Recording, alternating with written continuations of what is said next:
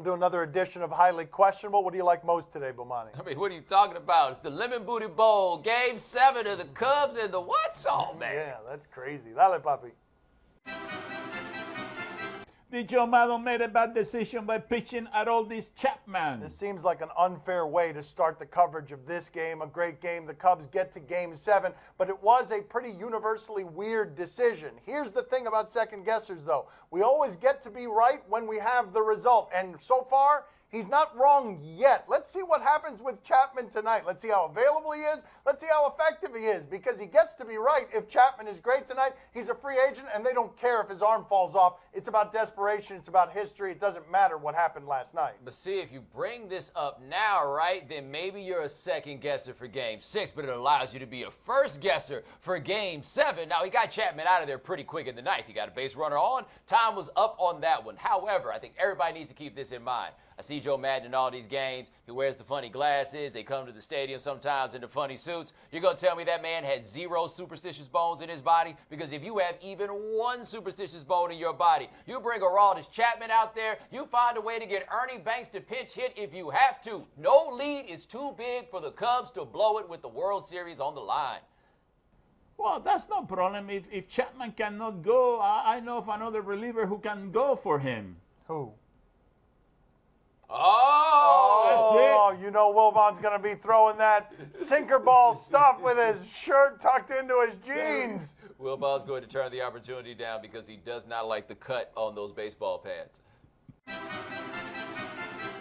Who's going to choke tonight, the Cubs or the Indians? I mean, this is what it's going to be, right? Whoever loses, we're going to decide that they've choked, or they have been choked by some curse that we've made up about these teams, in spite of the fact they haven't won, really, because they've been decidedly mediocre for much of the last century, the both of them, right? But who's going to choke tonight? If anybody's going to choke, you'd think it would be the home team, because I can't imagine how tight it's going to be in that stadium. That's going to be tens and thousands of the most frightened people you have ever seen, because nobody in this thinks that their team is actually going to win in a situation like this. Are we allowed, though, to just celebrate some of this? I mean, this might be the biggest baseball game ever played. There's not a fictional scenario that you could create with any two teams anywhere in sports that's more interesting than Game 7 between the Cubs and the Indians and all of this history behind them. Are we allowed to celebrate a winner here instead of just wondering who it is that choked? Because one city is going to be really happy after a long time of misery, and tonight's going to be a pretty cool night for baseball that I couldn't have imagined when this season started. Football, get out of the way.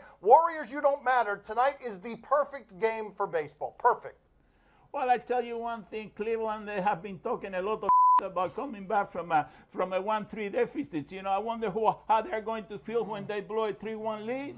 That would be kind of funny, right? They've made a lot of fun of the Warriors. This would be karma coming back as fast as it could be possible. Well, let's be clear. Nothing is more fun than Cleveland losing this.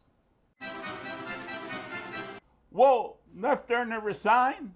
Norv Turner is his name. It's not Nerve, but this was surprising today. Usually coaches do not leave in the middle of a season. We obsess a little bit too much over offensive coordinators, but you've seen what's happened with that offensive line. You've seen that quarterback not look very good the last 2 games because of that offensive line. That offensive line would make anybody in the sport quit if they did not need the money. Yeah, but who are they going to make the player coach that could play running back or left tackle? Like, what is the new coordinator going to do? Now, apparently this is Turner's own decision, and the numbers haven't been great on his offenses recently, but that's normally what happens when you don't have the players. Maybe this winds up helping the Vikings, but there's no way to see this as being the moment that turns the season around. One of the things that I do find interesting here, though, you've lost Adrian Peterson, you've lost Teddy Bridgewater. I always find fascinating when the coaches demand accountability of others that they themselves do not account for. This guy just quit in the middle of a season. If a player did that, a coach might call him a quitter.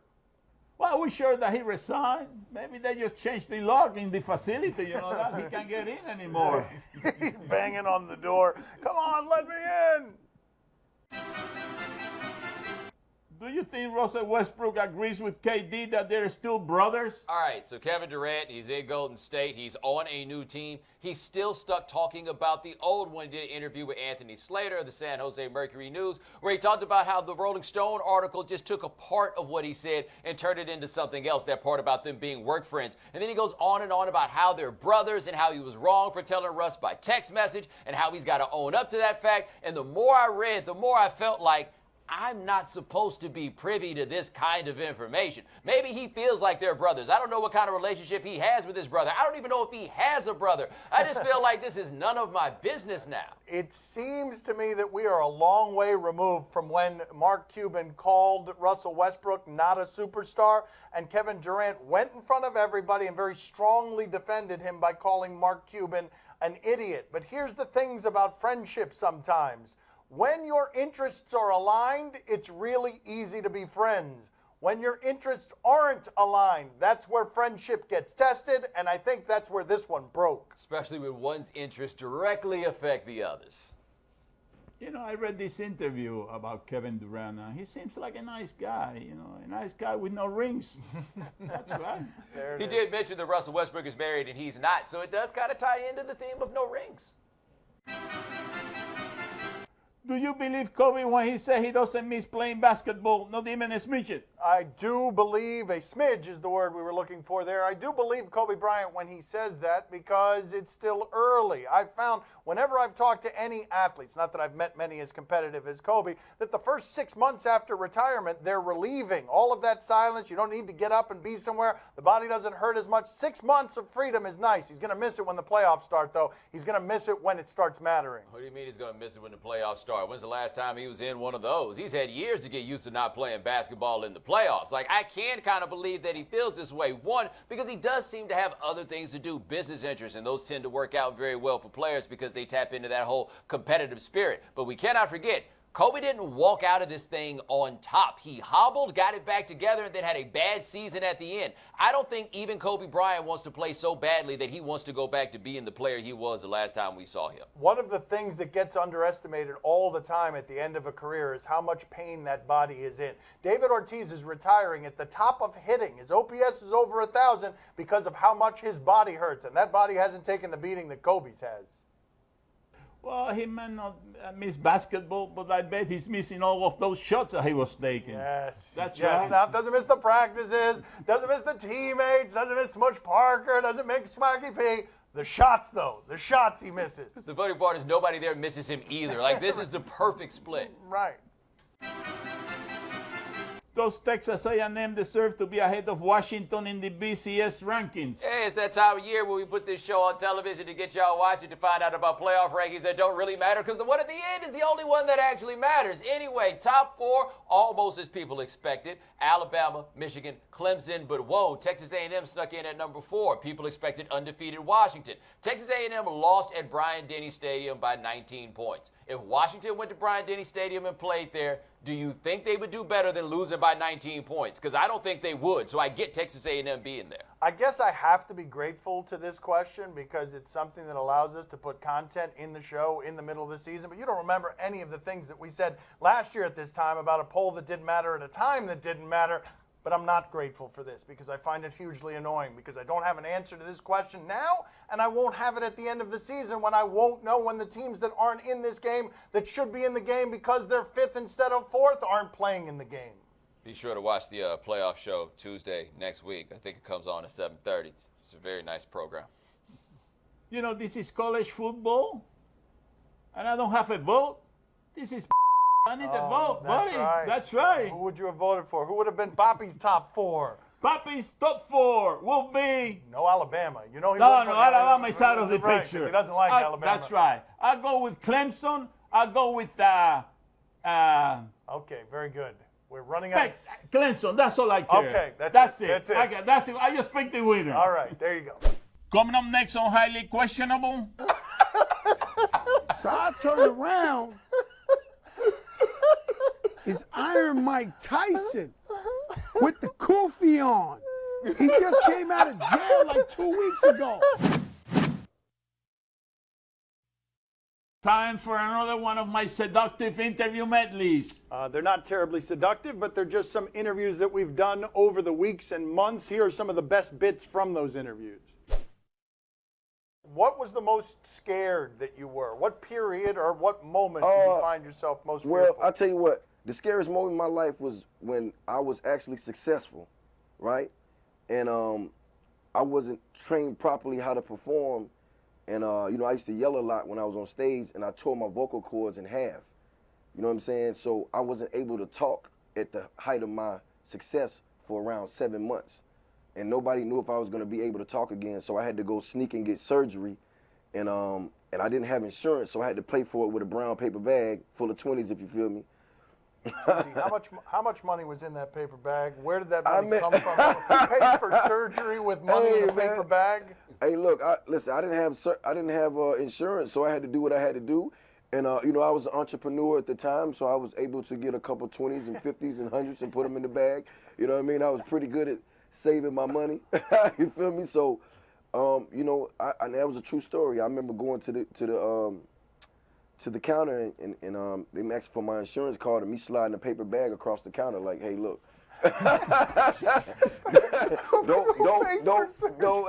don't mind the rubber bands. Hold on a second. Sway, did I hear you right? Did you say that you're waiting for him to get tired of the jacket and then you'll wear it? Is that how it worked in the house? You got the hand-me-downs? Yeah, I was about to say, I feel like y'all got to a point now where you ain't got hand-me-downs. The only kind of hand-me-downs I'm accepting is like $6,000 hand-me-downs, you know what I'm saying? Gucci hand-me-downs, vintage YSL hand-me-downs that have been worn by If I get tired of this, something wrong, man. You know what I'm saying? Vintage, just like Gucci snakes on the inside, you know what I'm saying? Just the best hand-me-downs. They really should be hand-me-ups, you know what I'm saying? Man, what? This ain't no hand-me-down right here, man. This is Gucci first. Hand-me-ups. Isn't there a memorable story involving you, Big Pun, and Mike Tyson? Well, one night we had a show in Jersey, and the clubs closed early in Jersey. So we want to go to this legendary club in Manhattan. It's called The Tunnel. So we go to The Tunnel. Long story short, it's just me and Pun. So the security in The Tunnel, there's these guys. The Tunnel was like gladiator school. So they had guys 7 foot tall, cock diesel, 300 brolic, like monsters, right? That would be at the door. So they're telling Pun to take off his Timberland boots because they want to search his boots to see if he got a gun or a knife in there. So Pun is like, Big Pun, I'm double platinum. I'm a superstar. I'm not taking off my boots. So he starts arguing with one of the bouncers. So they're going back and forth. F your mother. No, your mother, your mother. So I turn around, no, your mother. You know, and we start going back and forth, right? So I'm realizing, oh, we're going to have to fight these guys. Like this just, he's not going to let it go. We're going to fight these guys. These guys are like literally monsters, steroid freaks, right? So boom, now it's 8 out of the 10. So I'm like, yo, Pun. So I'm like, so we going back. Out of nowhere, you hear one little voice out of nowhere go, hey, yo, Pun. Hey, yo, Pun. Yo, Joe. These dudes over here. I'm like, so I turn around. It's Iron Mike Tyson with the kufi on. He just came out of jail like 2 weeks ago. So he got a suit on with the kufi, just came out of jail. I'm like, oh my God, it's Iron Mike. Highly questionable. This broadcast from the Clevelander Hotel on beautiful South Beach, Miami. Drop that nay, nay. Work that nay, nay. Hit that nay, nay. Nay, nay, nay, nay, nay, nay, nay, nay. This TV show is brought to you by New Henry's Hard Cherry Cola. Live hard-ish. Time to play the game that is the special one. Do you question? Give us topics and events, and we question them. Do you question whether this is a shot you have to take? All right, it's the Knicks. It's Joakim Noah. Oh, this was funny. Did you see this? this. Oh, you haven't seen this? No. Oh, my God, this is funny. Oh, look at this, Bomani. Look at this. Yeah. Yeah. Phones, by the way. Oh, my God. It wasn't that long ago that I think that guy finished top 5 MVP voting. Now he's out there looking like he's wearing those wrestling. What is he wearing on his head? By the way, it is a shot that you have to take. It's also a shot where when you take it, you have to hit the rim. But it is a shot you have to take. Well, that's nothing. I saw a worse shot last night. No. Yeah. No. Oh, I didn't know that happened. Oh, my father enjoyed that one, it sounds like. There we go. Wow, that is pretty indefensible, though. Cavs undefeated, by the way. They came my All right, there you go. Do you question whether hanging on the rim prevents injuries? All right, they didn't tell us what this video is, so all I can assume is that disaster is pending. Oh! And there it is. Oh! That did not go the way that I was expecting there. And we were all delighted by that. Her first stop after she get off the floor is need to call a lawyer with an easy to remember phone number like 1-800. Oh, my back! Well, that can happen even if you don't hang on the rim. Where? Let's see. Yeah, look at this. Oh, yeah. Oh, look out. Ah! That's one of the greatest videos we have right there. I know I'm not cut out for fatherhood because all I got for that little dude is jokes. Let me see that one more time again. I love the moment between him doing King Kong and then realizing that his head is too large, that he would have been served by a smaller head. There's no video that's ever been made better than that one. Yeah. Bang. Time to play the game that has anger issues. See or no? Wow, that was terrifying. You tell us what to watch on television tonight. He'll always be delightfully intrigued. What you do to your daddy? On ESPN, Thunder and Clippers. Yeah, I'm interested in this. Anything Russell Westbrook related, I'm interested in. But let's check in with Jeremy Grant. He's just been traded to the Thunder, which has some awkwardness to it because Jeremy Grant in 2011 had this to say about Russell Westbrook on Twitter.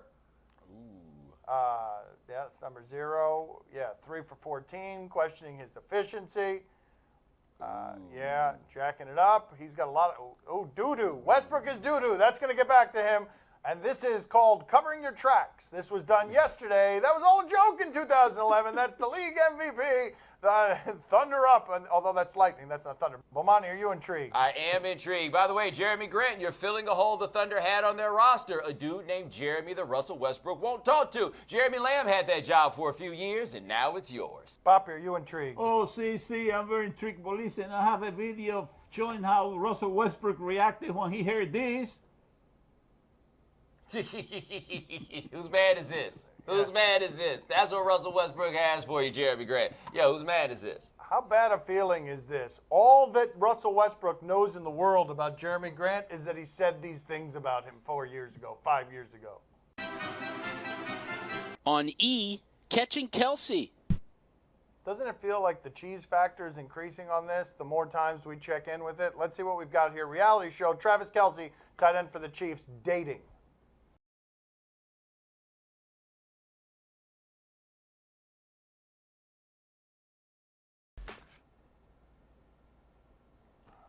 Bomani, are you intrigued? Like, what does this say here? That the most impressive thing I've seen from all these clips we've watched is that Travis Kelce actually does like watermelon like all good human beings. Like, that's all I've gotten to say about him that's positive. Poppy, are you intrigued? Oh, see, I'm very intrigued. But listen, Kelsey, I'm telling you something, buddy. If you want to be one of the girls' favorites, you know, you gotta roll with the punches. You know, if she's dressed as a watermelon, you gotta say, I love watermelon. You know, never mind cream spinach. You know, I love watermelon. You know, that's my favorite fruit. You know, I like your dress so much that I'm ready to go out with you. That's the way you do it. You know. I think he's going to stick with the technique he's been using for a while, being rich. Date 50 women on television. On TLC, Toddlers and Tiaras. Poppy, you're doing this show in your second language. Do you know what a tiara is? Do you know what a tiara is? Tiara, I think that it's like a piñata, no? Yeah, close enough. Yeah, Let's see. something. Let's check in here with Toddlers and Tiaras. Routine that Callan's going to be doing, we have to add a zebra into the equation, and this is a first. I've never put a zebra on stage at a pageant. I know her mom and Honey have done so much to get it there and make sure everything's perfect, so hopefully she will be on fire. That zebra's tight. The baby zebra, you have to be really careful. It'll actually bite you with its strong teeth.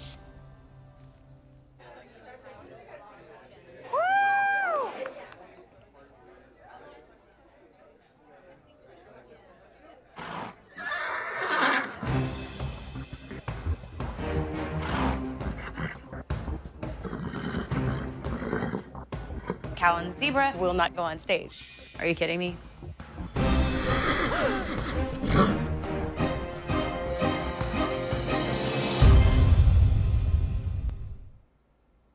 Okay. Bomani, are you intrigued? I just want to know how you got the zebra in the hotel. Like, that's the only thing I want to know. Like, when you walk the zebra past the front desk, no, it's cool. It's for a pageant. You don't have zebra walking over other people's carpets. Poppy, are you intrigued? Oh, see, I'm very intrigued. But listen, that zebra needs a little bit more of training, like this horse. What horse? There Oh, we go. yeah. There we go. Yeah, that's Look right. at this. Yes. There we go. Apparently, the person that rents this apartment also owns that hotel. They just don't care about bringing in equine animals on carpet. That's all the time we have for today. Thank you for watching. See you mañana. Thanks for watching. Gracias. See, that's my line. Yeah. Okay. Get off, Poppy. Why always? Yeah. Think of fine. Get Bomani.